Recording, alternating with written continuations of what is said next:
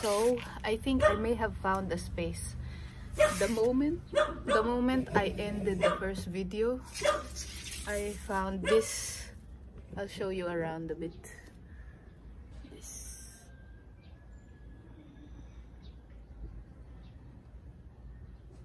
The skies. And then that. And then this.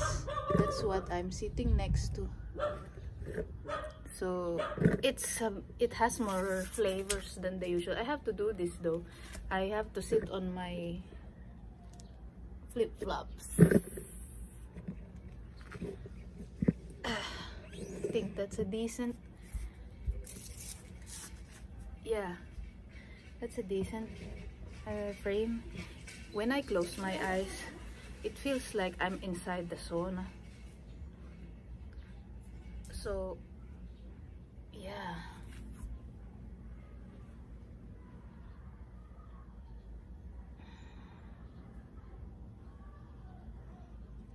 I'm trying to think in which particular direction I should approach your life update, because there are several points that have more edges than the others, especially about the one that you said about productivity, that, oh, should I reflect on my life or should I be productive, find more things to do instead of reflect, or allot some space, time to reflect, or give the brain some space for insights. Oh my god, there is blood in here. I don't know what from, but I think those are internal organs. There are some internal organs on my right. Anyway,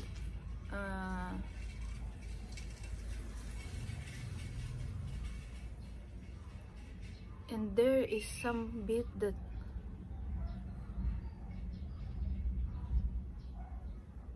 this I understand very well. This I understand very well, because I think, as far as I have, or what I've seen so far with people in general, we do all sorts of things just to escape our own mind. Some people drink, some people have kids, as sad as that may sound, but that's also one of the things I've noticed. Some people, just to escape themselves, or when they feel lost, or if they have these dreams that they don't really feel like they're gonna reach anymore, they have kids just so the kids will be the one who's gonna reach for the dream. And that's a very intriguing thing to me, because why do people do this? Why do humans do this in general? Because their mind will be busy anyway. Their mind will be busy anyway with children, or with business, or with whatever it is that they consider productive, and other brain activities. But why do a lot of people, or us, me included, why it's very puzzling to me, this sort of inclination. Why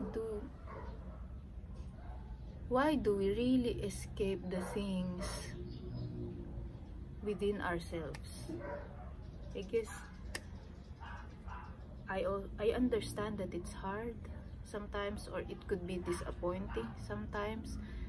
But when you really ask enough whys, you get to a point where it feels like it's impossible to answer anymore. So that's one of the questions I have for you. Why do you think you do this?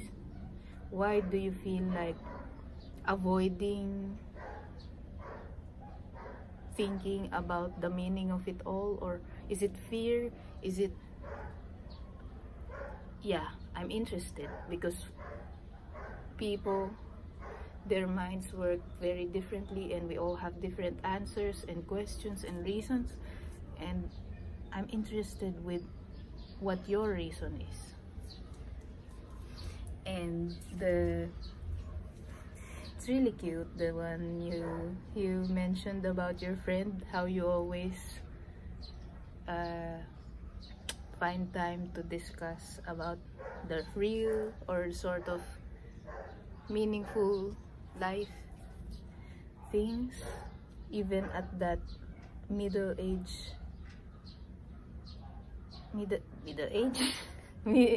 school age. Are you still in touch with this person? It would be really interesting to hear more about your friendship, or how it progressed through time.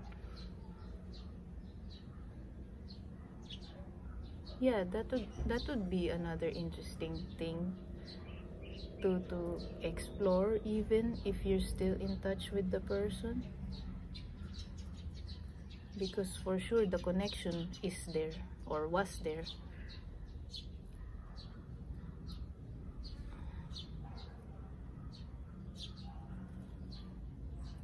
Yeah.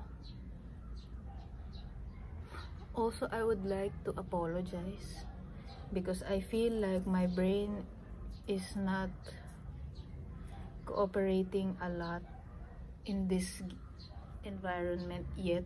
It's still very adjustment mode, sort of, and I made it a point to watch your videos the moment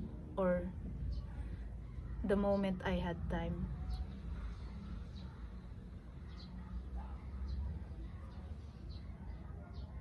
Because when I was in Helsinki, I cannot. I'm just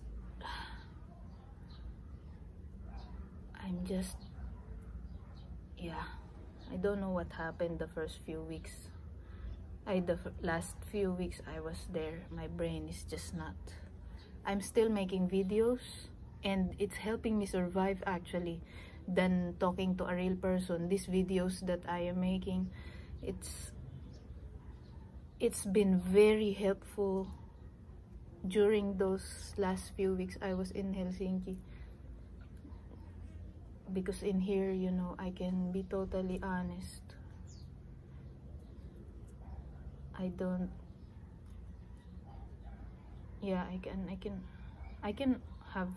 have friends that I can totally be honest with, but also at the same time, I'm mindful of how I exist around them, because I want them to also have a great time, and not feel that they are with someone who's like a walking version of the void or something. Yeah, but with these videos, I can exist as the void. I can exist as the void and its entire family tree, and it's okay.